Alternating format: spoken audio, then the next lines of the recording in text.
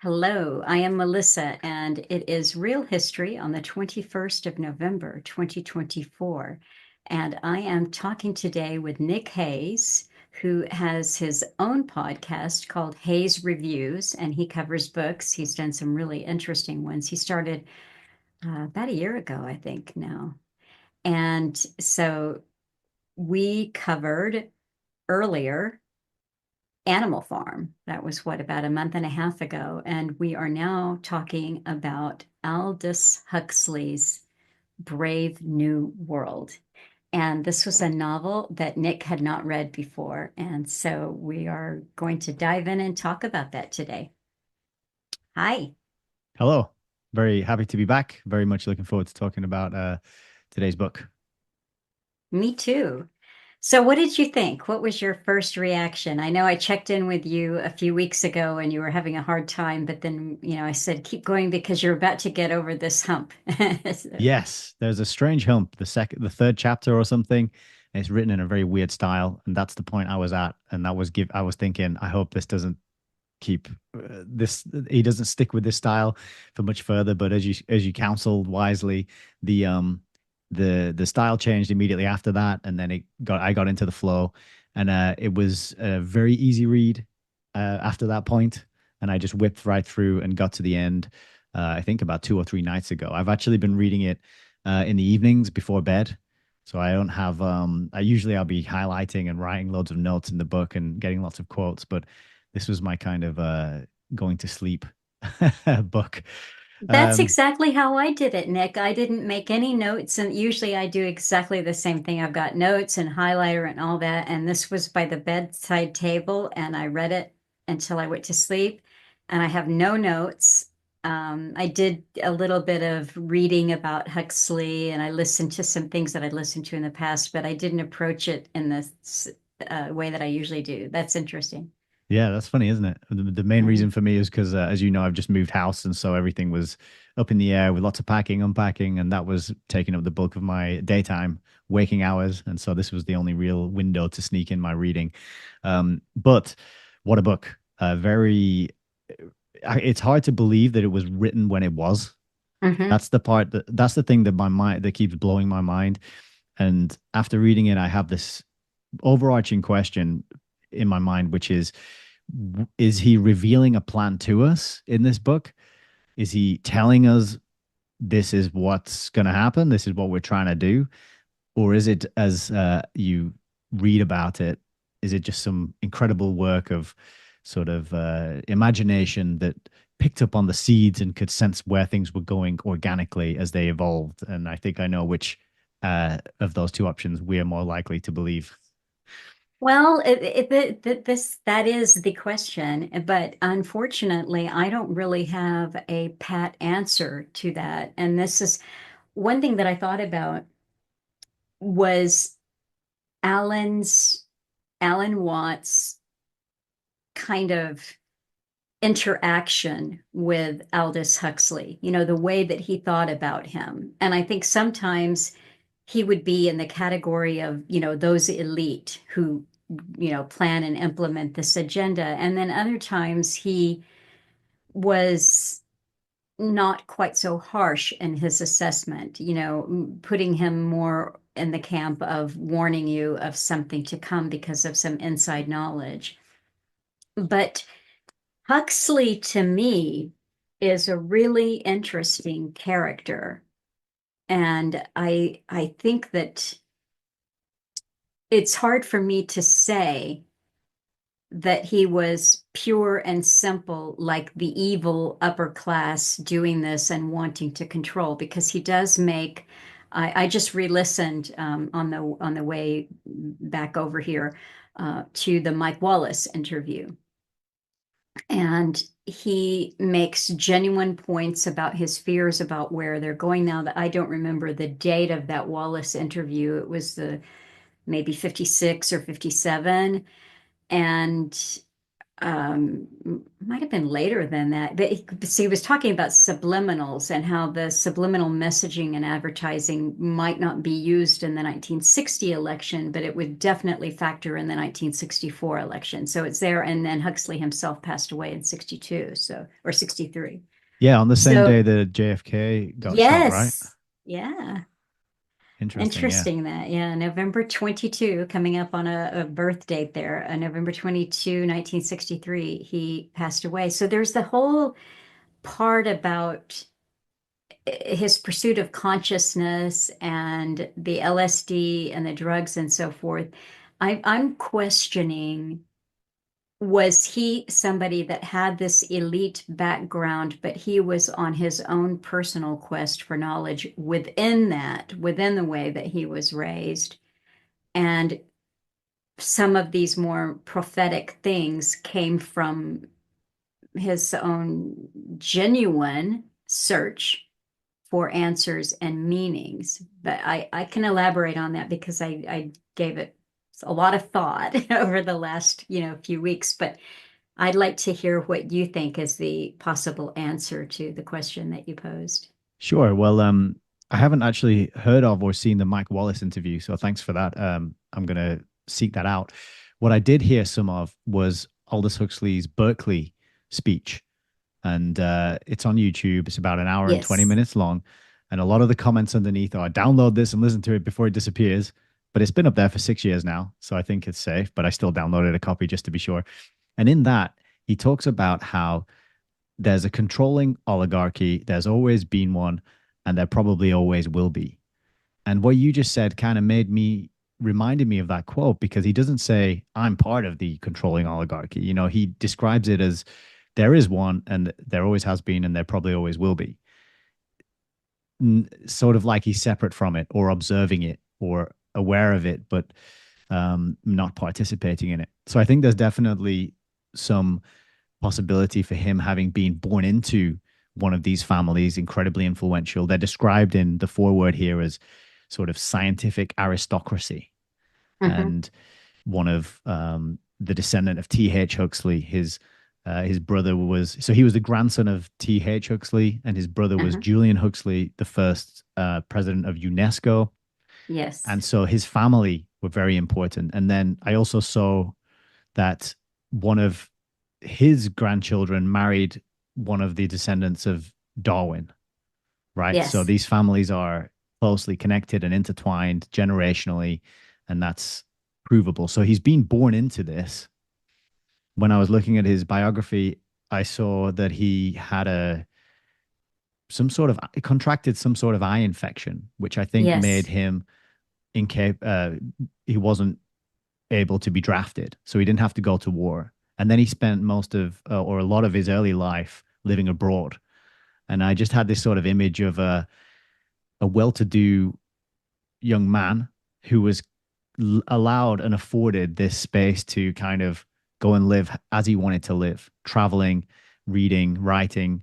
Um, what was also interesting about his biography was that he graduated with a first degree in English literature from Balliol College in Oxford. Mm-hmm. And I Mm-hmm. thought, Balliol College in Oxford, I know that. I've seen that. And so I went onto the Wikipedia and I had a look and at the alumni and the people who've been there. And what do you know? Alfred Lord Milner was an alumni, and that's particularly relevant to me because of the next book that I'm reading on the channel. So that was a very nice synchronicity to find out they were both their alma mater is the Balliol College in Oxford. So I I think forgot what you're covering in your next the next one I is the Milner Fabian conspiracy. oh, that's right. Yeah, Right. Okay. and so Okay. Great. When do you start? tomorrow. Well, Oh, it'll great. be 2 days ago when this goes out, I suppose. Oh, okay. Well, I'm going to try to participate in this one a little bit if I can. But go ahead with Balial and that connection and Well, I just knew I'd seen it around, and then uh-huh. and then it didn't surprise me. So what I'm trying to paint a picture of, I think it's possible that Huxley was born into this, but maybe didn't succumb to the conditioning like some of the characters in Brave New World itself. For all the conditioning, for all the bio manipulation, all the repeating of propaganda and the bombardment of chemical interventions into their systems, there are a couple of the characters in the book who still have that desire within them to be independent and to not be subsumed into the glob of the collective. And so I thought that that could be a possibility. It feels like Aldous Huxley may have been aware of the agendas and the mindset in particular of some of the people around him and the legacy of his family that he'd been born into, with Thomas Henry Huxley being a fierce proponent of Darwinistic evolution, which goes hand in Darwin's hand. Darwin's bulldog, they called Yes, him. he was Yeah. Darwin's bulldog, and this Darwinian evolution goes sort of in many cases hand in hand with an atheistic worldview as well, where there is no creator, and we evolved from nothing. There was just a bang, nothing started it, nothing caused it. It's all random chaos and mutations over a vast amount of time, making you tiny and insignificant, and you're just a sort of monkey in a shirt and tie on a rock flying through eternity, and and that's kind of a that's quite an overpowering way to think of yourself and your situation in reality, you know. And perhaps Aldous was born into it and aware of it, but wasn't satisfied by it and wasn't fully conditioned. And through his traveling, through his later experiments with, I think it was mescaline, wasn't it, that he was taking it when he wrote The Doors of Perception? Perhaps he was looking for a way out or a way through or a way to, sort of like the character John the Savage in the book, a way to rebel or survive or make it through these kinds of scientific, technocratic agendas that he saw and witnessed and maybe overheard among the people that he was at school with, or his family and friends and colleagues. Well, I think you're onto something there. That his brother Julian was a decade older than him, the firstborn in the family. And there's something important about the elite families. It's the primogenitor, I guess they call that primogenitor, the firstborn. Firstborn is going to get the title, the land. All of the hopes are pinned on the firstborn. And the way that Alan has explained this in terms of even the way that Freemasonry works or secret societies and so forth, the firstborn is key. As long as they have the one person who carries on what the family focus is, then the other siblings can be more or less left to do their own thing. That's part of it. You'll also find, though, because of the way that they breed and their breeding programs, you have families of scientists or families of mathematicians that, or families of artists, that kind of thing. The interesting thing there, that so his father's side of the family has the scientific background, but his mother was an Arnold. And I guess his maternal grandfather started the rugby school, which is, it's not a they don't go there to learn rugby, but what the way that I read about it was that it shaped the idea of the upper class Englishman for a couple of hundred years. The sportsmanlike, the fair play, what the English concept of masculinity. So that came from the mother side. Also, the importance of education, which you also see with Julian Huxley, because UNESCO, I don't remember what the acronym stands for exactly, but education is in there. It's the standardization, the international standardization of education. And the other thing that comes in to Huxley is the eye infection that he had and the impact that had on his eyes. People who interviewed him and knew him personally talked about that kind of roomy, uh, whitish, the look that a blind person has. He was nearly blind, and that meant that he couldn't, and he lamented this fact, but he couldn't go into scientific research that he wanted to, that was in the family, that it was indeed what Julian Huxley went into. So that you might call even a saving grace. He was able to do the writing, and he started out, I think, travel writing. So that was what, that I guess that funded his travels around the world and exposed him to some different ideas. Yeah. So I think that there is all of that going on. Um, and I'll just speak the mescaline and all of that. He comes across as a person who's genuine, but he's using all of the crutches, including drugs, whether they grow under, but including drugs to get an experience. And I think he was, I'll mess it up, but I don't remember if it was Sri Aurobindo, but he was close with him for years. And I had read that there was a falling out between them because of Huxley's getting on what was a popular sentiment there, that you could open up consciousness through the use of drugs. In fact, I just yesterday I was listening to a talk that Huxley did where he was talking about the universality of the consciousness experience, the opening up, including, Saul, Paul, road to Damascus. What do you get? The blinding light.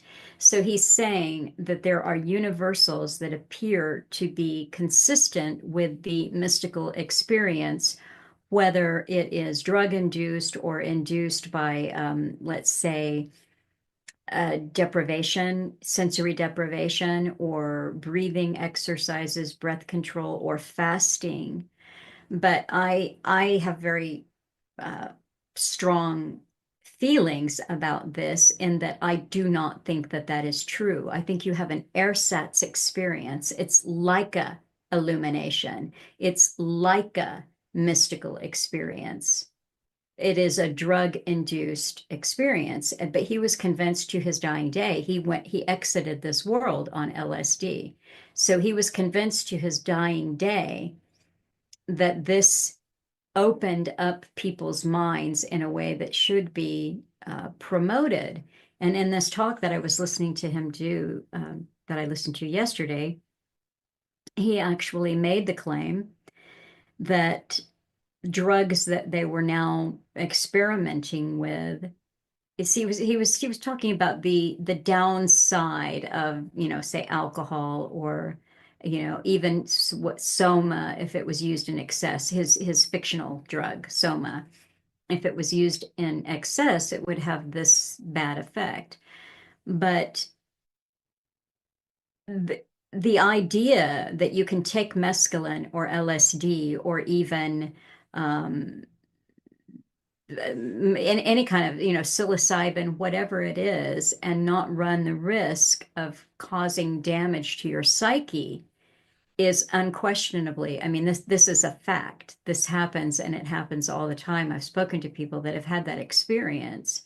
So even I want to say Sri Aurobindo, but the guy, the guru over Vedanta, had a falling out with him because he thought that it was reckless of Huxley to be promoting drugs as a way to higher consciousness. That makes perfect But I, sense.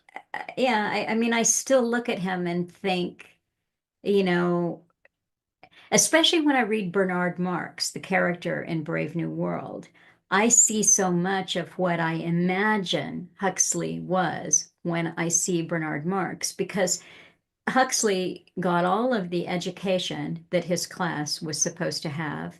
He was raised at the table, with people like H.G. Wells. I mean, this was his milieu, this was his upbringing, by birth, by education, by class. This was where he came from. And yet, Bernard Marx, as much as he's been bred, in other words, he was made in a bottle, just like everyone else. He was born outside the womb. He Bernard Marx never fit in. to this world. He had individuality in him. And He it just reminds me as well that he isn't, they keep talking about how he's not quite as tall as he should be for someone in his class. Mhm, And that is reminding me and echoing Huxley's disability with his eyes and his partial blindness. It's like this sense of I'm born into this cast, but I'm somehow physically lacking. And so that's another sort of echo between the two of them, isn't it? mhm. Yeah. I saw a picture of Julian in his military outfit, and he looks like a little bit of a psychopath, but I don't know how tall he was, but he looked in the uniform incredibly tall, like over 6 feet tall, but I would say, 6'4". It could have just been there was a little bit of heel on the boots, and it may have just been that he was very lean as a young man, but he was, um, the physical specimen that the class expects. Huxley doesn't have that. Other differences too between the brothers, Julian, I read, um, was engaged to be married to someone, and the relationship didn't work out, and it gave him what was described as a nervous breakdown. And he was actually institutionalized for a period of, I want to say, a couple of years. It was a long period that he was institutionalized. And there was a third brother, I can't remember his name, but the third brother was institutionalized at the same place at the same time with him, and he committed suicide. So that is also something that you find in these inbred families that Charles Darwin had this in his children. The mental illness, the instability that factors into the way in which they're really overbred. Hmm. And I think that Huxley would, Aldous Huxley would have to be aware of this. So his Julian eventually got married, had some children and so forth, but he spoke about his infidelity to his wife, and his wife, I guess, wrote a autobiography as well. And she said he just simply didn't want to be committed to one woman. He fell, as a grown man, probably in his 30s, he fell for an 18-year-old girl and asked for an open marriage. So what I'm pointing out with Julian is he exhibits all of the qualities that we have come to know and love with our ruling elite. That they're deviant, and they are very proudly aware. I mean, you could even point to Aldous maybe seeing his brother raised in that way, and the idea that no, why would you constrain yourself in that class to one woman, to a traditional Yeah. idea of marriage? And then perhaps that served as a sort of inspiration for the society that he describes in Brave New World, because he's looking at, all right, how would Julian run things? And Hmm. there wouldn't be that monogamy. There would be that everyone belongs to everyone else. The Hmm. people carrying around chewing gum, which has hormones in it, and people carrying around little belts with full of contraceptives and zippy kamikniks, where you can undress yourself with the swish of a zip in a few seconds flat, right? And perhaps that experience of what you just described of him growing up in the shadow of Julian, seeing the the way he was living and the way he wanted to live inspired this mentality, which led to his description, the vivid descriptions in the book. Hmm. There was a couple, I'm going to see if I can find it here. There was something that I read, that were a couple of letters from Aldous Huxley to Julian, and I probably won't be able to find it again.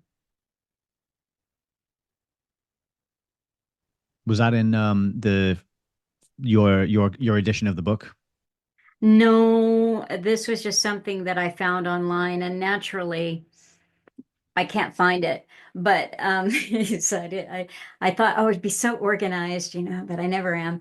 But the letters were fascinating, and I thought, oh, it's a pity that, or maybe there has been a published exchange of letters between the two of them. I didn't find any letters from Julian to Aldous, but what you get is that they were close. They were close in their adulthood, even though they lived far apart and they were involved in very different things. And one of them, it was just a short note from Aldous congratulating Julian on the publishing of a book that he worked on, and that might have been was The Science of Life that Julian co-wrote with H.G. Wells. But he was writing in his letter that he was just getting started on the book and he was really enjoying it. The second letter was so domestically random. It was fascinating. Aldous was somewhere in South America with his wife, who passed away, his first wife. And he said, Dear Julian, enclosed is a check to pay for the parcels that will be arriving with you soon, any customs that you incur charges. Plus, what is enclosed are some fur coats, which I don't think we're going to need down here, and some other woolen coats. But could you make sure, and his wife, I think her name was Maria. Maria wants to make sure, and then Julian's wife, whatever her name was, that she has them cleaned, properly cleaned. And he said, and be sure when you're unpacking them to be really careful because they're full of pepper and something foramen. I thought it might have been a formaldehyde derivative by the way that it was spelled. But so obviously they'd packed in pepper and this other stuff to protect pests from getting on there on the transit home. But it was just so randomly domestic, that, Not plotting but to take over the world, not figuring no, out. no, it wasn't that. But here's the thing that, back to his seeming lifelong quest to a higher consciousness, a higher state for his mind to be in. And why I say that drugs are the ersatz route to that is he's had these experiences. He wrote about them, the Doors of Perception, and the other one, I can't really, it comes from a William Blake piece, Heaven and Hell, something like that. But anyway, when one would have what you might call a genuine mystical experience, you recognize that from the fruits. The whole person is changed. You see, that seemed to be his quest, was to leave his personality behind. And embedded into the personality is everything, the class, the way that he's raised, all that stuff that Bernard Marx couldn't get away from in Brave New World. He's trying his whole life to exit. And yet, at the end of the day, when he's talking to Mike Wallace, when he's speaking publicly about the ills that are facing the world, what are the biggest problems? Overpopulation, lack of birth control. So he's on board with the same agenda. He wrote this book, The Perennial Philosophy, which drew in all of these, again, seeking God, Brahma, however you want to put it, concepts that drove him his whole life. And yet, how could he have been profoundly changed by that? He couldn't escape his class. Right. He's still, at the end of the day, the problem that ills the world is overpopulation, and Yeah. too And many of also you. in the book Brave New World, people are taking Soma, and it's kind of a mixture between it gives a sort of blissful, blissed out experience, but it also has psychedelic properties because people who take a strong enough dose go on what he describes as holidays for up to 18 hours. I think one time Mhm. there's a Lenina or Lenina, I wasn't sure how to say her name, but she is so horrified by the sight of the savages in the reservation who are old and the wrinkly skin and their aching sort of gait when they're getting in and out, getting up and down the ladders, that she's so freaked out and traumatized. She takes an 18-hour trip Soma trip. But what is interesting is that Aldous Huxley looked in that place, the chemically induced enlightenment, let's say, and presumably didn't find it because, as you mentioned, he couldn't really transcend his background, his upbringing, his class. But he'd written into Brave New World that it didn't help people do that. So it's almost Hmm. like a subconscious knowing or realization or admission that these things, you don't earn them. You can't. Hmm. If I mean, I don't know about genuine mystical experiences and transformations, but I have had my share of sort of chemically induced ones, and they're powerful. They're very profound. Nick, They're very, Nick. yeah. I mean, I was young. I didn't know what I was doing, but they don't stick around because that's my point is you haven't earned anything. Just just Right. eating something, putting something into your drink. It's not the transformative thing that really shifts you permanently because you haven't put in the work. Hmm. And so I think that's part of the reason why it doesn't. And as you mentioned, its risk can be very risky, and for certain is not something people should seek out or take lightly. Although it is increasingly sort of glamorized, let's say, in film and pop Hmm. culture and television shows and comedy. And there's characters like comedians like Seth Rogen, who makes, these Pineapple Express type comedy films where the guys are just smoking weed the whole time. Or there's another film where they have a house party and they're all taking LSD and having a great grand old time and it looks wonderful. And so that to me is what makes Brave New World so powerful is when you see these social engineering tactics sort of playing out around you. Um, Previously and earlier in my life, I saw these kind of film depictions of drug use. And I was like, oh, the world's waking up. Marijuana is just a plant and it has all these benefits and properties. And it's a really good sign that we're seeing more acceptance of it and it's being portrayed on TV. Hmm. But then now I know a lot more and I've learned a lot more about history and the agendas. And I'm much more suspicious, let's say, of just why that might be. And I think that's kind of that's where Aldous Huxley was taking us in the book. It's that these things are a diversion, a distraction, an escape, and a means by which people can be not coerced, but can be um it's a way for people to escape from a situation they don't want to be in. And but it Hmm. doesn't fix the situation. It's escapism at the end of the day. And I think that's what it was. So promising you some sort of enlightenment, some sort of mystical transformative experience is a very cunning way to get people to try these things.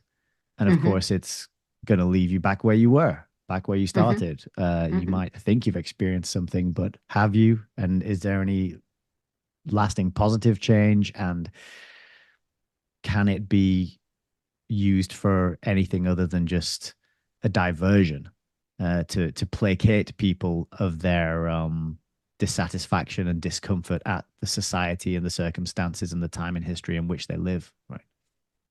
No, I think, I think that the inner man is not changed. That's the bottom line. That is what you see. And there was when he wrote the Perennial Philosophy, there were a few people who reviewed it quite favorably, and then there were some people who had less favorable reviews of it. And one I think was he might have been an English Anglican pastor, but he kind of flippantly said, "Oh, what a surprise, what a shock, you know." He went to California.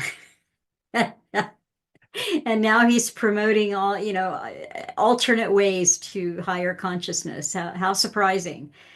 And, from a cynical point of view, yes, there's that because he was at the epicenter of this, what would then become the Esalen, and then eventually the hippie. I mean, he's at the epicenter of this consciousness movement, which I maintain with the New Age and the Hinduism and all of that, but I maintain that it is a seductive fake. It's something that people can spend their entire lifetime pursuing because it looks so much like what they think the real experience looks like. Yeah. Um, the copy that I have is this. I don't have your scan camera. I still haven't invested in that. So this, look, this was $1.50, probably new or even used. You don't find books like that, but he wrote the foreword to this in 1946. Right. And I it's was going to it, ask you about this foreword because yeah. it's got a lot in it. My copy doesn't have that. It has a Margaret Atwood foreword Ah, and and a second foreword by Professor of Literature at Oxford University, David Bradshaw or something like that. But I looked up the foreword online and read it, uh-huh. and because there's some pretty impressive, interesting quotes in there. Did you have a chance to read that as well? Did anything stand out? I did, yeah. Like I said, I didn't mark it with a pen or anything. But first of all, he was saying, because you and I had the first few chapters, he uses a device which was so annoying. He went back and forth scene cuts. So one person would say something or think something, but they were in another room or a different part of the world or whatever, and they'd say one thing, and then another character who's in a completely different place would say something else, and it was back and forth between these characters for about 3 chapters. And it was really annoying because I think when I read, your imagination, you visualize it anyway. So it doesn't need to be a movie because you've already made it one. And it's like, no, filmmaker, I can't do that in my head. I can't, okay, now I'm here, So it was really annoying.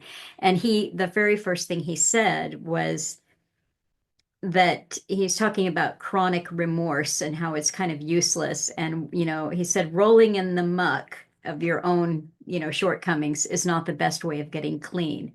And he said, art also has its morality. And many of the rules of this morality are the same as, or at least analogous to, the rules of ordinary ethics.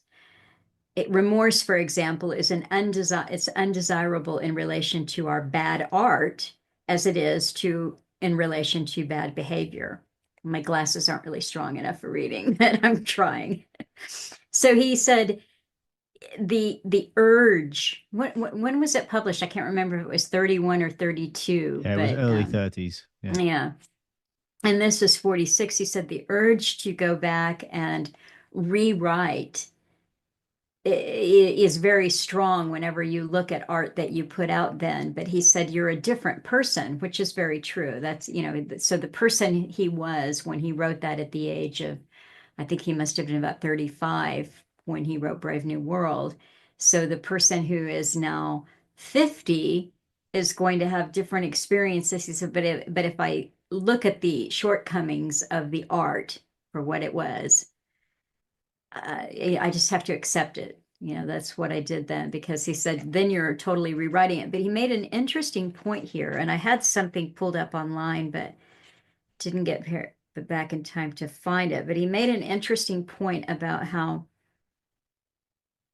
this utopia, this idea, he thought that there was something funny in the way that he was presenting you this utopia, which was dystopia, and the way in which you're bred for your role in life, and there's no escaping that, and you're endlessly indoctrinated, birth to death with the right things, um, about everyone belongs to everyone, or the alternative then was the reservation.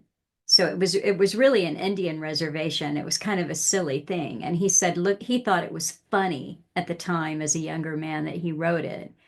But he said that he thought that there must be um, a third way that he hadn't thought of as a young writer. There must be a third alternative.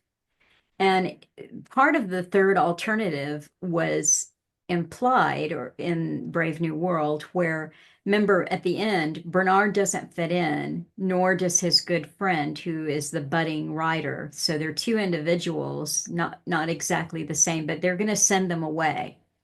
They don't want them in London because they contaminate other people with their individuality. And that was the thing that made, see, Lenina was sexually attracted to him because he was an individual. Even though he was short and didn't have the look, the athletic look, and so forth that the other, there was just something about him that was unique. And so she liked it. It's like, maybe it's just the challenge that, oh, that's something different. But when she kind of came face to face with it, his differences were so pronounced that they became grotesque to her. Yeah. So, she lost interest in him. And then, interestingly, she takes all of that sexual energy and aims it at the savage. Again, looking, it's just different. But what you learn about Lenina is it was only novelty, you see? Novelty. Yeah. It was just novelty because when she is confronted with the true individual,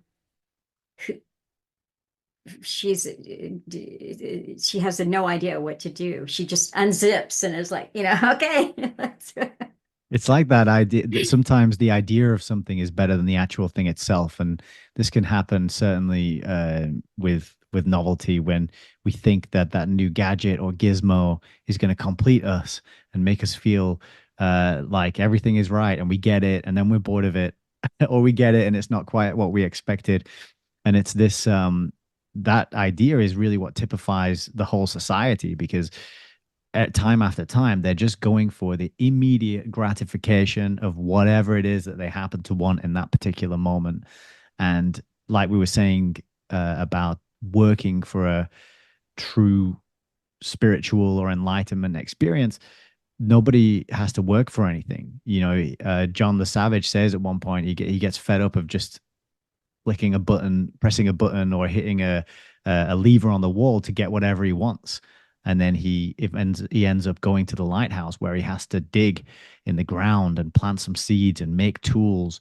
And he loves it. And he finds himself engaged in the making of a bow and arrow. And he's whistling and singing and catches himself off guard because he's enjoying just being engrossed in doing something that requires patience and skill instead of having just instant gratification at all times whenever you want.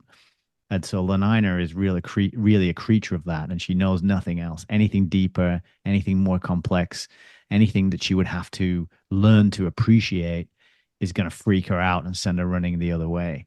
And I Hmm. think that really also links in with the childlike nature of this society, that the way people are kept in a sort of extended adolescence for as long as Hmm. possible, and it's really they're taught, they're conditioned as children, and that conditioning sticks with them throughout their entire lives. And then at 60, they go off to be killed in the crematorium, basically the sort of Hmm. end of life, not really a hospital, but even there, where people go to die, the nurse says that she rarely has any visitors because why would you want to visit? Because what would Hmm. be the point of visiting, right? Hmm. So yeah, the that instant gratification that everybody wants is really what is the trap. It's comfort. Hmm. It's being able to just have the quick hit, the quick fix whenever you like, and no you don't have to work for it, and there's no side effect. There's no hangover. You just Hmm. whatever you want in the moment, you take it. And anyone who tries to do something hard, who tries to do something skillful, is weird and freaky Yes. and scary. Because she says about Bernard, she says, "Oh, there's something strange about him because he likes to be on his own. What could you possibly Hmm. want to do on your own apart from Hmm. sleep? And you can't do that all the Hmm. time, you know." Hmm. So him just wanting a bit of solitude, it's so alien to their society that you want to like. Not only is being an individual alien to the society, but just being on your own.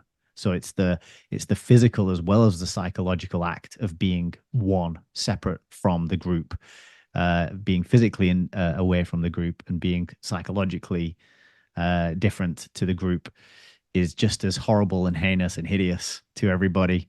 And so, yeah, it was certainly funny. It had a real comic undertone to it when these reactions happened to Hmm. perfectly things that we know to be normal, and then you see the character get scared or alarmed and recoil in fright or disgust or horror or something.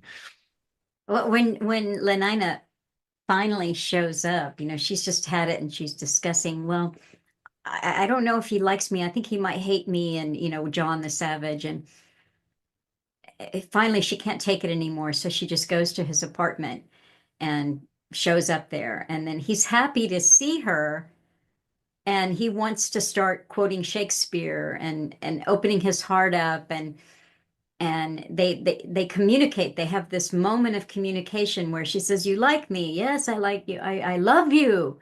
Well, she doesn't even know what love is, but it's enough that he likes her. And so she's like, "Okay, well, great, kiss me." And he's like, "No, I don't want to do that. I have to work. I need to work for you.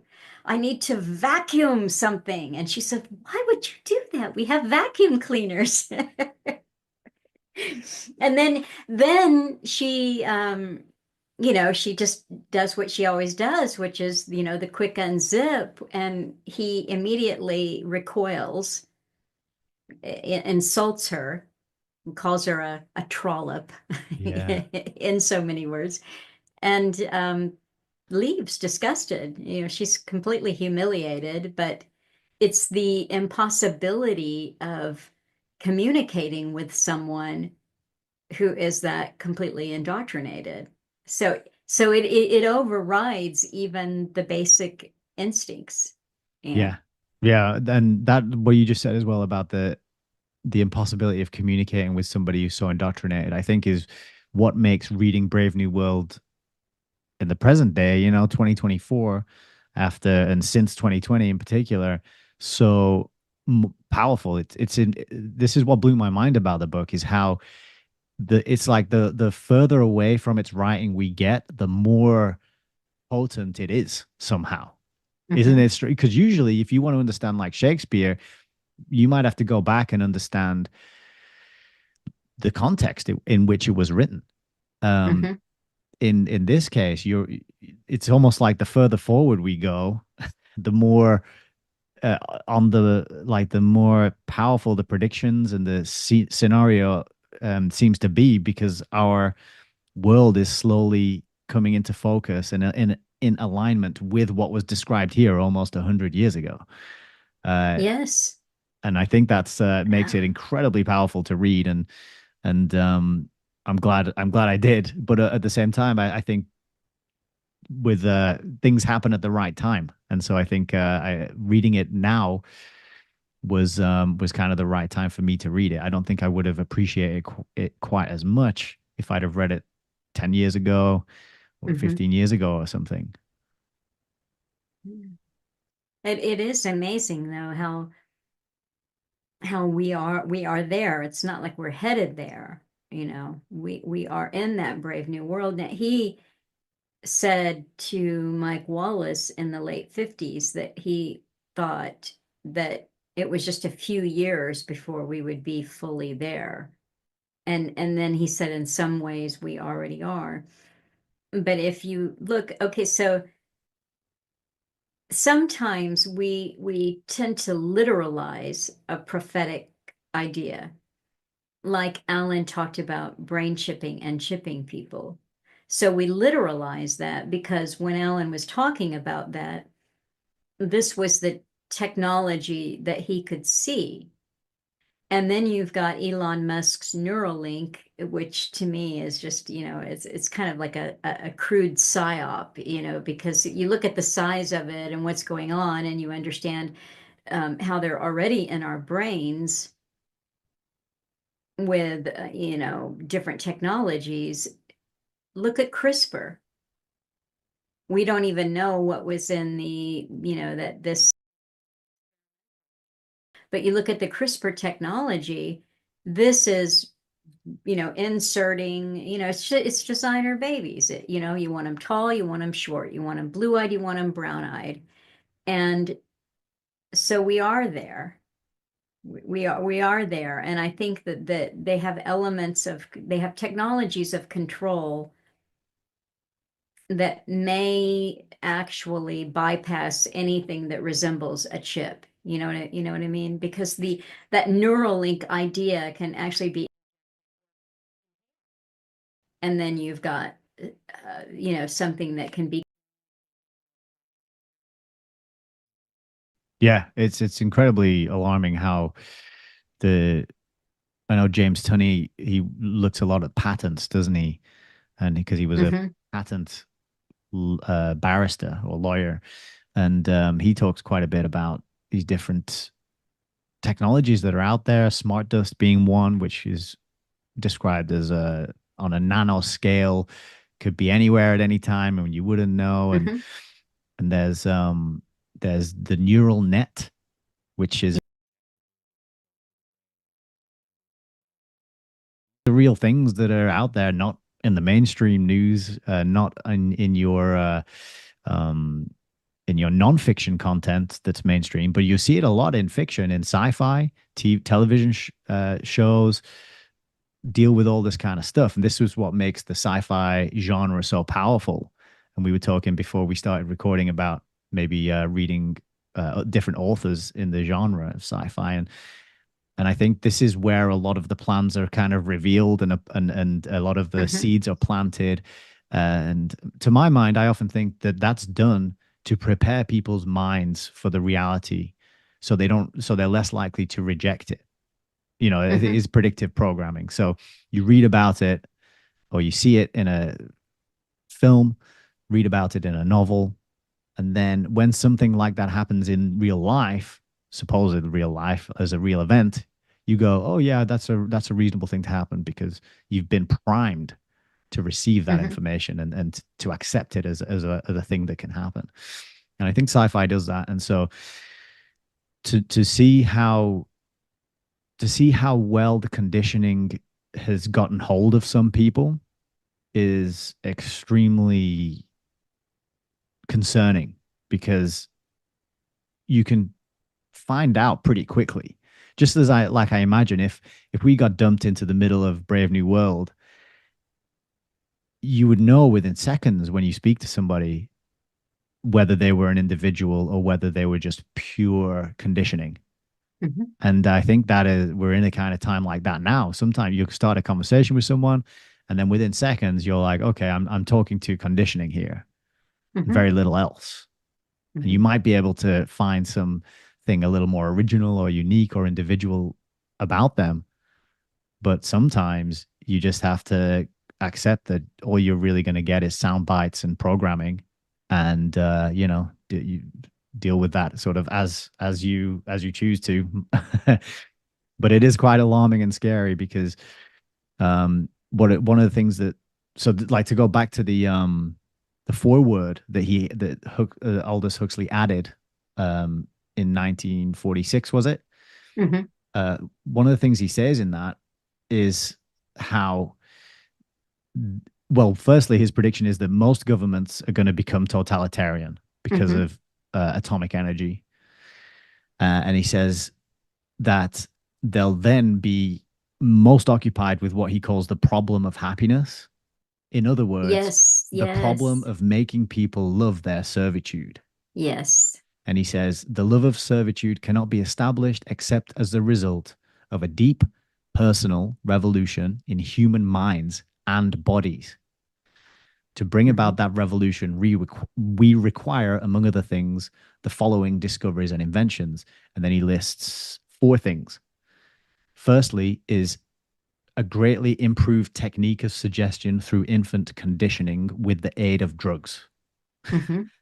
Secondly, a fully developed science of human differences, enabling government managers to assign any given individual to his or her proper place in the social and economic hierarchy. Third, a substitute for alcohol and other narcotics, which is less harmful and more pleasure giving than gin or heroin. And then last, and he says, and a little side note, this would be the long term project because it would take generations of totalitarian control to bring this to a successful conclusion. We need a foolproof system of eugenics designed to standardize the human product and so to facilitate the task of the managers. Um, I couldn't believe what I was reading when I read that Mhm. list, Mhm. and that he was sort of, and it links back to what you were saying about how he was still concerned with overpopulation at the end of his life, and these were the main problems in the interview with Mike Wallace. So he's still advocating these solutions to the Mhm. problem, Mhm. and I think that is when you read that and when you see somebody has advocated those things, and then you look at how far we've come along the path towards those things, that's when I start to get to lean more on the side of he's revealing a plan, and he's Mhm. letting us know that maybe he kind of like Quigley, right? He says in Tragedy and Hope, he says something along the lines of I'm close to these people and I approve of what they're doing. I just wish they would do it out in the open. I don't know Mhm. if that was just his way of, not getting whacked, but it could be a little bit like that. Aldous Huxley sort of like, this is the way it's going to be because I know the people who are doing this, and here's what they're doing. And, Mhm. and that's just is the way it is because his outlook is pretty gloomy. He does not see good things on the horizon. And so maybe his search, his consciousness expanding experiments, maybe they were more escapist than he would want to admit. Perhaps he was actually doing what the people do in Brave New World and was actually using that as a way to take a holiday from this kind of horrific control over humanity that this class of people seem to want to exert. There was, one thing in the way that he wrote about his drug experiences and was advocating it in several interviews that I've heard him do. He talks about there are drugs that are harmless. So he would be putting mescaline in that category. Right. And they are consciousness expanding and therefore they are good. But I could never gather if he was talking about an experience that he thought that the average man or woman was going to be having, or if he was talking about an experience that he thought a managerial class was going to have access to open things up. Because clearly, if you're talking about controlling a populace, I don't think you're going to be doing that with the so-called consciousness expanding drugs, you know. Right. Um, That's a great point. but it is interesting, one of the first things that Robert F. Kennedy Jr. is talking about, getting the fluoride out of the water, the seed oils, addressing obesity, et cetera, but making sure that the experimentation and proliferation of LSD and psilocybin is available. That's on his list. Is it? Yes, because they've been with the scientific community, well, I should say the media have been promoting the potential benefits of microdosing. And you even have, I think there's a Yeah. television show somebody pointed out to me that's about like microdosing soccer moms or something, that Yeah. um but this is on the cards. I think I'm not sure that this is soma, but it strikes me that it is possible, because if people can take a holiday every day, if every day is a holiday, then you have a populace that is pretty easy to manage. Yeah. Something else that he said to Wallace, Mike Wallace, in that interview was that, well, Mike Wallace said, what can be done? How do we avoid this future? And what Huxley was saying is that to keep a democracy, he calls it a democracy, to keep democracy, you have to have an educated populace. And then he was describing how, and I think it's something for people to consider, back in the 50s, there was no such thing as that, a guy just throws his hat in the ring and says, I'm going to run for president or whatever. No, you have marketing teams and advertising agencies behind these campaigns, and they are very carefully thought out. And he was talking about the use of subliminals in these campaigns then, back in the 50s.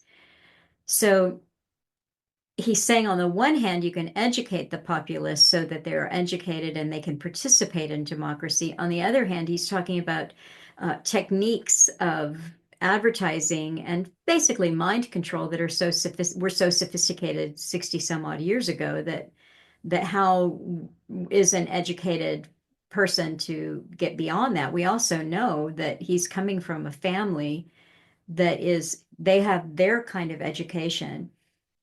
But Julian Huxley with UNESCO is not talking about, well, everyone needs to go to Balliol College at, at Oxford, and you have to have this high where you're steeped in the classics and you have a great science. No, he's talking about a standardized education. So I think you may be right. He may have been looking for his own holiday, because if you look at the tools that were in their arsenal 100 years ago, 60 years ago, you are on a trajectory towards where we are, this technocratic, AI controlled society, where the elimination of individual consciousness seems to be the order, that has to be. And it's, you could see, if he probably saw that, in his lifetime, it's going this way and there's nothing we can do. So I'm going to drop acid. Yeah. And I think part of the the pushing of microdosing and LSD and psychedelics, and having had my own experiences, they they reflect this thing which is described in Brave New World, where it's all about the new thing and the next thing. It's all Mhm. about getting rid of what's old. So if you remember their clothes, they have, as soon as that Yes. it needs a repair, or you need to, it gets scuffed, they go in the bin, you get a new version, a new one of those. They don't repair I anything. forgot the slogan. Mending is, Or ending is uh, better than it, mending, or something like yes, that. yeah, ending is Ending, not better than mending. mending. It is, yeah. So that's how they deal with their clothes. I think that's how they deal with their um partners. Their well, I can't really say lovers, I don't think, but their physical pneumatic uh dalliances. It's going from to the next, to the new one, to the next one, to the Mhm. new one. It's not building that, it's not coupling, it's not joining together and being together over the long term, and bonding in a pair like that. And I think psychedelics play into this, because psychedelics open up your, they dissolve boundaries, right? They make you think in new ways and see connections in things you didn't see before. And it's a way to get people to be untethered from Mhm. things that might hold them stable, such as family or tradition or culture or even a religion. If you have grown up attending a church and you're part of a congregation, and then suddenly you go off and have these LSD or some other psychedelic trip. You go back and you're more likely to be untethered and to reject that and to move forward and away to the new thing, which is always there for you, the new shiny thing, the new object, the new gadget, the new gizmo. We have these things constantly marketed to us, whether now it's a smartwatch or whether it's Mhm. now some wearable device, and that's just one step away from the implant, which goes back to the Elon Musk and the Neuralink and the chip conversation. So I think that's another angle as well, is that I'm sure that at the higher levels, the controllers, the what was the word for them? Wasn't controllers, was it? The managers.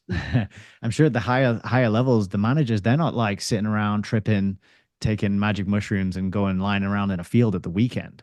They've got intergenerational legacies to look Well, you after don't and even take in care Brave of. New World, you don't see, the managers aren't talking about their soma, No, you know. right. That's yeah. And the managers, they're reading old Uh-huh. books. They know Hmm. the Bible, they know of Shakespeare. Uh they have a locked safe, right, with these books in. And Hmm. they say we can't give these to people because they're old and we don't like old things. We want them new. We need to push towards the new things at all times. Hmm. And that just links back into the childishness, the infantilized population who just want to get that quick fix, Hmm. dopamine, serotonin hit of whatever it is. And then that mirrors our current day where everyone's addicted to their smartphones and screens and scrolling and notifications through this mechanism of dopamine hits that they get when a little buzzing thing goes off, or they get a thumbs up and a like or a comment. It's all That's this kind of external manipulation of our internal chemistry being used against us and weaponized. And it's incredibly, for me, disheartening and depressing to see the amount of people who are just staring at their phones all the time. Hmm. When you're out and about, when I'm driving or I'm on a bus or I'm in a cafe or whatever I'm doing in a shop, it's really freaky. Today I went out for a walk. I saw two ladies, and one of them had a pram, and the baby in the pram was on the phone playing some game or something, and the two adults were chatting. And this was a beautiful sort of country lane with trees on either side. It's winter, so it was kind of a cold day. But I thought, that's not good. This is Hmm. you two. The Hmm. adults were talking to each other. The child here, just there you go, play with that thing, and Yeah. and so you can sort of see it all tie in like this. The way that we as the non-managerial class, let's say, we are given this whole host of things to entertain us and keep us busy, whereas they are busy keeping protecting their legacy and building long-term generational power and wealth and passing that on and maintaining it over, you know, a time frame that we can barely even comprehend to think on, because most people are just thinking on the week, get to the weekend and then maybe get to the next payday or get to Christmas. And it's Hmm. it's a much shorter time frame that most people have been locked into. So Hmm. there's definitely an almost parallel society going on there, isn't there, for the managerial. And yes, interesting that Aldous Huxley was almost straddling both sides of that. And Yeah, that is something interesting about particularly the whole New Age consciousness movement, as it sprung up in the 60s, is that so many of the people who were involved in that, in the US at least, were from that managerial class, and they were from the scientific community as well. Silicon Valley had a lot of these Esalen, you know, acid dropping kind of people who were exploring the higher consciousness. But again, these were the people who would have been going to university and studying, cybernetics, so they could see where the world was going. decades before. I mean, most people nowadays are just getting familiarized with terms such as artificial intelligence, whereas this managerial class was exposed to these concepts decades ago. That's a really good point. I was just looking for a quote where he's talking about it's your duty to be childish. Someone Yes. somewhere tells a character that, and I forget who Oh, it is. I remember that. Oh, shoot. I think somebody's Yes. chastising Bernard. I think his boss is chastising him for something or other. Yeah. And oh, here it is. So Okay. he's saying it's Mr. Mark. So Bernard's last name is Marks, and we can Hmm. talk about the names in this book in a minute Yeah. because they're pretty interesting. And he's getting told off for something. He stepped out of line in some way, and he says alphas. So Bernard's an alpha, which is your top level of the cast. Alphas are so conditioned that they do not have to be infantile in their emotional behavior. They do not have to be. But that is all the more reason for them making a special effort to conform. It is their duty to be infantile, even against their inclination. He says, if ever I hear again of any lapse from a proper standard of infantile decorum, I shall ask for your transference to a subcenter, preferably to Iceland. He threatens to send him to Iceland if he doesn't act No, not Iceland. infantile enough. So, Yeah. and then we don't really, and then you contrast that, and which is what I suppose would be the climax of the book, which is this conversation between John the Savage and Mustafa Mond, who is one of the 10 controllers of the world state, which just Uh-huh. reminded me of a sort of round table type situation. You've Uh-huh. got 10 controllers at the very top, and he's like, John the Savage is pointing out all the things that he doesn't like and all the things that are missing, and he says, I know, because we need stability, Right. and giving people ways to immediately gratify themselves is what causes stability. Hmm. And then that just again reminds me of what we see in a day-to-day in our day-to-day lives, which is a kind of a looming economic catastrophe if you pay any attention to debt and the way money's created, and what that tends to lead to. We're kind of, potentially on the edge of a sort of Great Depression type of financial reset, but nobody really cares or pays much attention to it because they've got their little dopamine devices in their pocket, or Hmm. they've got the television, which is still showing, or Netflix, an endless supply of new TV shows to watch that you couldn't possibly watch Hmm. in your entire lifetime. Feelies. The The feelies, yeah. feelies.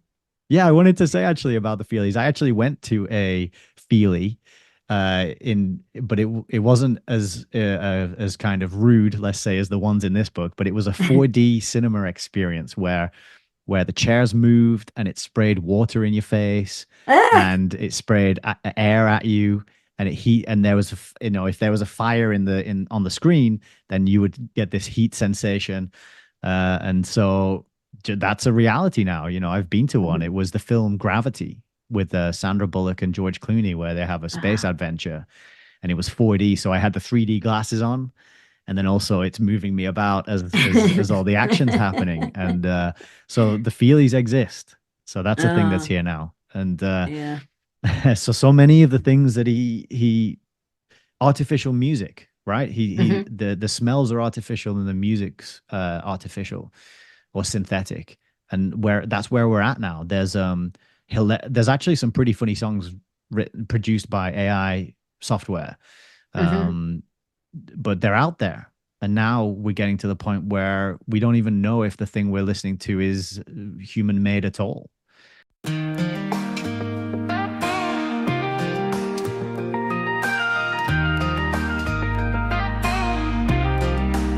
Well, I drank a million billion beers and got in my truck, and Lord, I'm drunk. And I ain't drove this bad in a billion years, and this rusty Chevy's a piece of junk. But baby, when it rains, I drink, and lately it's been raining a lot. So maybe you and me can link, but first I gotta get to your spot. I'm swerving and smashing into every tree and deer and hay till it's cowboy season. His tore up tires are turning to mud, and the more I drink it, the more it floods. Oh lady, let me love you the right way. I need you on this country night lane. Yeah, it's a 10-minute from my place, but first I gotta make it out of my driveway. So we're at that. That's another reality that was described in this book in the 1930s, and now here we are living through it. So it's just the more there's so many, I know, there's so many things that are in this book that are happening nowadays, and it reminds me actually of a conversation I had over the weekend where I was talking about how crazy this book is, for its predictive powers, and I was saying, it seems to me like there's a plan being revealed. And the person I was talking to saying, what, you're saying there's like a plan? Everything we're living through is a plan? And I'm like, yeah, that's what I think, And then this person was like, well, that's ridiculous. Of course, there's no plan. But in the same conversation a bit later, this person was saying, he was saying that, but there is, a group of very wealthy, powerful people who've locked the system in so thoroughly that you and I have no hope ever of breaking out of it or bringing it down or moving out of it. And I was like, sounds like they have a plan, because but he was holding those two things true. And I was like, that's doublethink if I saw it, right? You don't maintain power and wealth over intergenerationally unless you without plan, a plan. to make it happen that way, right? So that was just a real life example of which doublethink, I suppose, is more of an Orwellian thing. But and actually funny. just one more anecdote, which is more pertinent to Brave New World. There was a news story I saw recently about how in the city where I'm living, there's an event called the Warehouse Project. I don't know if you have the same thing over in the States, but this is a kind of night club event with DJs, and it goes on all night, and you buy a ticket and you rock up there, and it's basically a dance rave party sort like of a thing. pop-up club type, Yeah. yeah. And that's how it started. A warehouse, they'd set it up somewhere, and then they'd tell you where to go, and then it would be kind of an illegal thing. Nowadays it's all hijacked and commercialized and corporatized, and it's totally above board and legit. But what they've introduced there, which is what they have over in the Netherlands, which is a place where you can get your drugs tested. So if you buy some substances to take on your night, you can take it in and say, hey, and they'll tell you if it's pure or if it's got some nastiness in it, I don't know, whatever they cut it with and mix it with. And I was having a conversation about this, and he was saying, "Oh, this is a really good thing. It's progress. It's such a good thing to provide that, to provide this safety to people who want to take drugs." And I was saying, the issue is not whether or not these things are tested and safe for people to take. The issue is, why do they want to take them in the first place? Like, it's the escapism that we should be tackling and talking about. Why do they want to take it in the first place, and why is it being authorized? Yeah. In other words, you could offer the facility of some kind of talk therapy. Now, why do you want to take that drug, son? Exactly. What's missing in your life? What can we do to help you find that thing that's missing? But of course, that's not where we are, because it is Brave New World. And, in that Wallace interview, it was fresh on my mind, fresher than the book. Yeah, I finished the book, the foreword I read last night. So I did that, but I was actually listening to Wallace this morning. So he said that, that one of the things that was a problem for people, Wallace said, is this happening right now in the US? What you see, what you're telling me, Huxley, is that you see this happening in a few years. And Huxley said, well, I see that it is happening at different rates in different parts of the world. So in the United States, I don't think that you have the tremendous overpopulation problem yet that other parts of the world do, but this is coming. You can see, if you look at your rates, and I'm going to get back. I have to remind myself by saying out loud that I have to talk about Catholicism and birth control discussion that he had with Wallace. But he goes on to say that the differences, and so Wallace said, well, do you think television is a problem? Because, of course, this is the big medium of the day in the late 50s. And he said, well, Huxley said, I think technology is neutral. It's neither good, technology is not good or it's bad. It's in the hands and how it is used that makes it so. And he said, in communist countries, what you have on television is nonstop, very focused, singularly focused propaganda. So they're getting the same thing, repetition, repetition, repetition, to shape their mind almost the way that they were getting the nighttime programming in Brave New World. Yeah, the This is what hypnopedic he was programming. hypnopedic, yeah. Yeah. So he said that what you have in the US is, he called it benign or not necessarily harmful, but distraction. But I think that the constant distraction is harmful. It's what you were saying with the taking the drug or having the experience because it's always new. You're always looking for that new thing. And what you have then is a mind that is never still. It can never be quiet long enough to be an individual ever. That's what the nonstop distraction does. So there, again, his solution is educate, more education, the right kind of education. Our managers need to give you. So, but it reminded me when you're talking about the drug thing, it reminded me of a conversation that I had with a childhood friend. I reconnected with her when I came back to this area, and she was telling me about a trip that she and her husband had taken several years ago to Mexico to take ayahuasca. And it was such an amazing experience. She was just really like over the moon for it. They saw God, and, they connected with God. And that was the tone of that the drug experience gave them. And the reason why she was having this conversation, she was telling us that they were planning a trip to New Mexico to take, I guess, mescaline. So they did that.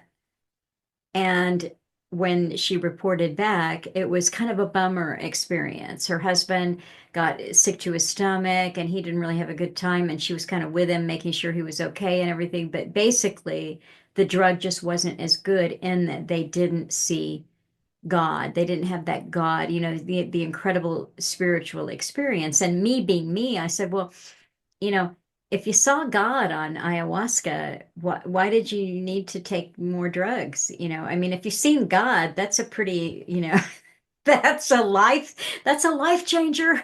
Yeah. Don't need to do that again, because once you've opened up that door, right, you should be communicating with God all the time if ayahuasca did that. Yeah. But, that's not the point of it, so the latest time I saw her is just so relieved because Trump's going to be the president again and things are going to get better. And you see what I'm saying is that the drugs that were given, whether they're the coolest, microdosing this or going down to have this spiritual experience, it's just consciousness tourism of some kind. That's a great phrase. I really like that. Consciousness tourism. I'm gonna definitely I'm going to trademark it this afternoon. Yeah. But then on the topic of consciousness tourism, isn't reading a book consciousness tourism in a way?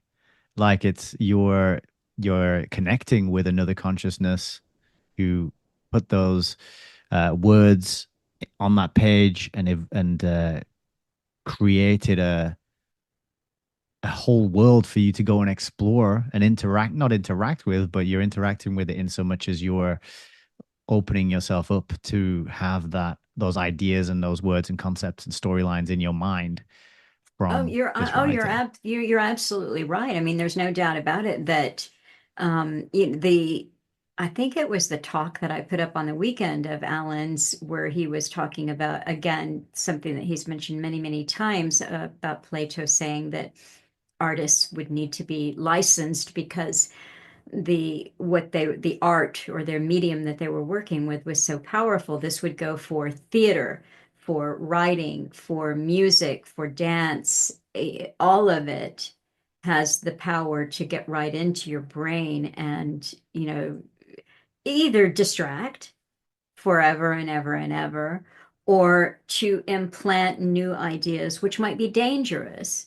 So, it's not just singling out the drug and that kind of tourism, but the consciousness tourism is a little bit different because most people who go into that are seeking that experience that modern life has completely stripped us of. And it's maybe perhaps the highest uh, driving force that we have. I mean, I guess sex might be the strongest instinctual thing, but that, meet your maker, meet your creator, that kind of thing is probably the highest driving force. But we want to connect with other people. That's why we talk, that's why we communicate. And when you read a book, you want to get in the headspace of the person who wrote that, or you're listening to the music, you kind of want to be like in the music, just like all the way in there, and you want to experience it. And so yes, that's why we have to be very judicious in what we take in, and Yeah. and choosy about it. He said, Huxley, at the intro here, the preface forward,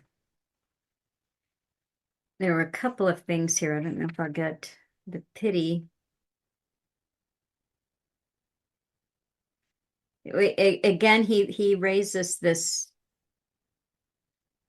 point, which is a point that he goes back to over and over when he's speaking publicly and writing and so forth. He said, what you just read about the problem of happiness, in other words, the problem of making people love their servitude, and how is he going to do that?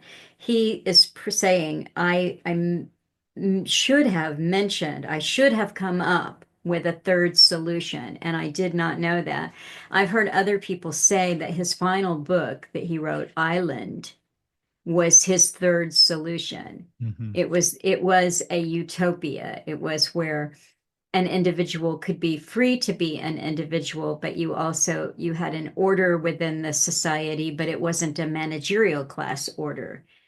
Yeah. So that was his. I remember that bit because what stood out to me from his description of the third way, or the third, because it was a third option for John the Mhm, Savage, wasn't it? mhm. What he talked about was, I don't know if I wrote the quote down, but he talked about decentralization. He used the Yes. word decentralized. Politics would be decentralized.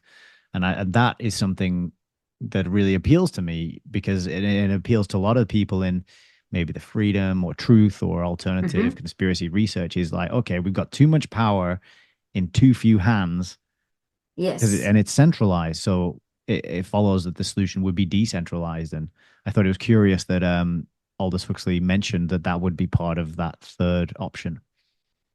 Yeah, I was reading a little of his, background, his biographical background last night, and it mentioned, he, like, coming into the world as a young man, he described himself as being a pacifist, a universalist.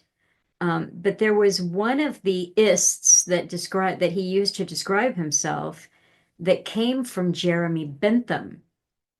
The downside of this was the panopticon. And I know of the panopticon, I know what it is. It's that the idea where you have rows, like circles of prison cells and one tower in the Yes, middle, and yes, they never know if they're being watched, right? right, Yeah. yeah. So I'll add those little illustrations in when we find it. But again, it just comes back to the idea that it seems like we're watching Huxley through all of his writing and in his life, and how he spent his time on some, as Bernard Marx, trying to be an individual And that's fascinating. And then in the book, Bernard Marx succumbs to uh the allure of fame when he Yes. brings the savage back, Yeah. and everyone is like inviting him to their parties, and all the women want to sleep with him, and he Uh-huh. keeps using the savage as a this party piece to get in with the high society. I wonder if Aldous Huxley had a feeling of that as well with his. I don't know how much of a sort of celebrity he was in his lifetime, um, or if he enjoyed any aspect of being some sort of celebrity or any sort of fame to speak of. But there could be another parallel between him and Bernard Marx. I don't know. I mean, he was obviously in a rarefied world Yes. because when you read, who he had connections to and what kinds of intellectual projects he worked on, if he was doing something in collaboration, it's a world in, which not everyone is going to have access to that world. And so, yeah, there has to be an ego gratifying component of that for sure. But that was an interesting thing, and to me, very sad. That was a really sad part of the novel because you're kind of rooting for Bernard Marx to become an individual. And his friend does almost succeed, the poet, and Yeah. they banish him to an island, and you can actually see him coming into true individuality. But Bernard Marx does succumb to, so then what you see is the driving force with him. It never was about being an individual. It was about not fitting in and wanting to fit in. Yeah. And actually, that reminds me of a really good scene where John the Savage is trying to throw away all the soma. He's dealing with a bunch Yes. of the deltas, I think, or maybe epsilons, and they're all clones and they have identical faces. And he's saying, "Don't you want to be free? I'm trying to give you freedom. Throw away the soma." And he starts throwing it away, and they start attacking him because Yeah. they're like, "No, it's sacrilege." And Uh. yeah, and it describes him as throwing soma away with one hand while punching their faces with his other hand, their identical faces. And then Bernard and the poet, they walk up onto this scene, and Bernard is like, "Oh no." And he shrinks back, and the other guy like laughs and cheers and then runs down to join John the The Savage in savage. in in the in the in the brawl, and that was just hilarious and a great example of what you were just saying in how the two are contrasted because the poet really gets it and succeeds and Shakespeare appeals to him and he's enraptured by John the Savage's recitation of Romeo and Juliet up to a point because if you remember there's a Yes, bit yeah, where he I still do. finds it hilarious and he doesn't get it.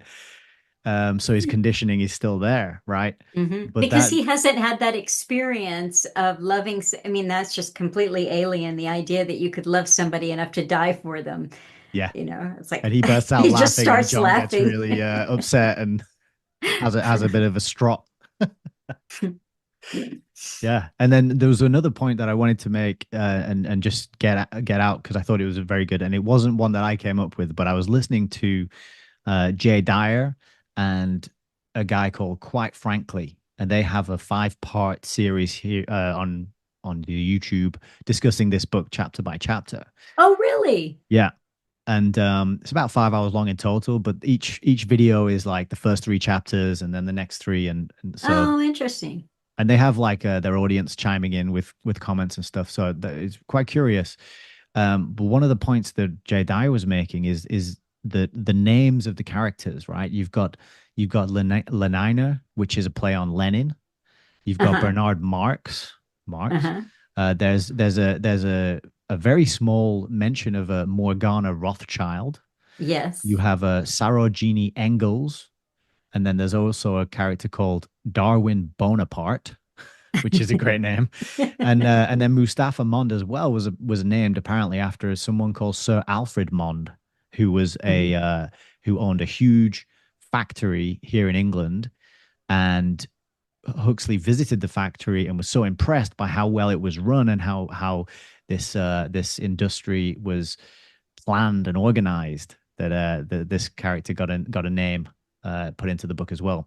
But the point that Jay Dyer is making is that, and the other thing is Ford. We haven't mentioned Ford. How Ford No. becomes the object of worship, and they say in the name of the Ford. Instead the Lord's name, it's Ford's name. And they don't have a crucifix, but they have a T, and they do a sort of T sign, Yes. and this is because of the Model T, right? It's just Yeah. it's genius. But what Jay Dyer was saying is that by using both these names associated with communist and communist thought, and juxtaposing that with the pure mechanistic assembly line capitalism of Ford, it's a bit of a nod to how those two things are two sides of a controlled dialectic. And you actually have this managerial, who we've been talking about, layer at the top, overseeing and running both sides. And I thought that was an excellent point, because I was wondering about these names. I was thinking, what is, because it is a sort of socialist system. Everyone belongs to everyone else. It's a kind of Fabian influenced world. But I couldn't quite figure out why there was this Ford element to it and why those names were in there. And I thought that was a really good point to mention, because that is a good point. When I was reading it, and they do, it's like in the year of our Ford. Yeah, that's it. When I was reading it, I thought, if he was alive today and writing this now, obviously it would be in the year of our Musk. Yeah. Yeah. It's that is exactly what it is. It's it's the L on, the L on, and we would, instead of making the T, you'd make the E. Yeah. Absolutely. Yeah, incredible. So that was kind of, I think, the final point that I definitely wanted to get on the record. Well, I want to mention the thing that he made, which was not in the book, but I just thought it was so fascinating. The leopard and its spots. He is of his class. So when he was talking with Mike Wallace about overpopulation, Mike Wallace said so you're saying then that the Catholics are actually driving us into the arms of the communists. And Huxley said it would appear so, because of the Catholic stand against birth control. And I thought, wow, there's your double barrel shotgun. Let's get religion and overpopulation, at the same swipe. Yeah. Oh yeah, I'm gonna have to listen to that Mike Wallace interview. It's good. It's short. It's a little shorter, I think, than the Berkeley, Okay. but it's quite good, and it's just interesting to me. This is a comment that Alan would make about the philanthropists. We're given these philanthropists, and the what do they call it? The Good Club, the Oprah Winfrey and Ted Turner. I think they called themselves the Good, Yeah, Super Friends or something like that. Is Yeah, I that think. one of them as well? Well, I think I don't know, but I think that this group called themselves the Good Club, and their thing was, it's just eugenics. It's just, what are the problems? Climate change and overpopulation, and Alan said, it's just so fascinating to me that when these people make a billion, and then they get their next billion, and then they want to do philanthropy, it's always the same thing. You never have one of these big billionaire philanthropists who says, let's get people to go to church and have more children, and and just say no to drugs. No, Yeah. that's never, Learn how to grow food and eat yeah, organic no, food. No, no, none of that. exactly. No, learn how to fix your own car, or no, it's or a philanthropist who says free fuel. Yeah. Let's have free energy for everyone, huh? It's never. Yeah, no, never. They That's a always really have good the point. same thing. There's too many people. There's too many people, and we need to roll out more injections. Yeah, yeah. Yeah. Yeah, Well, it's you did a great job of doing this, and you have, I can see this. I have to come with I have to go back to reading sitting up and making notes and with my marker because I'm like, oh, well, I can't find, I know what you're talking about, but I don't, yeah. I was just I really enjoyed reading this, and I really enjoyed doing this as well. And I don't know if I mentioned before, but I had been thinking about doing some fiction on my channel when your message came through to suggest that we talk about Animal Farm together. And so this just ticked that box at a very good time, just having this project, and gives me an excuse to balance out some of my reading with some fiction, and see it through new eyes. Because growing up and being a fairly avid fiction reader, I always thought of it as fiction. I didn't think of it as a Mhm. vehicle to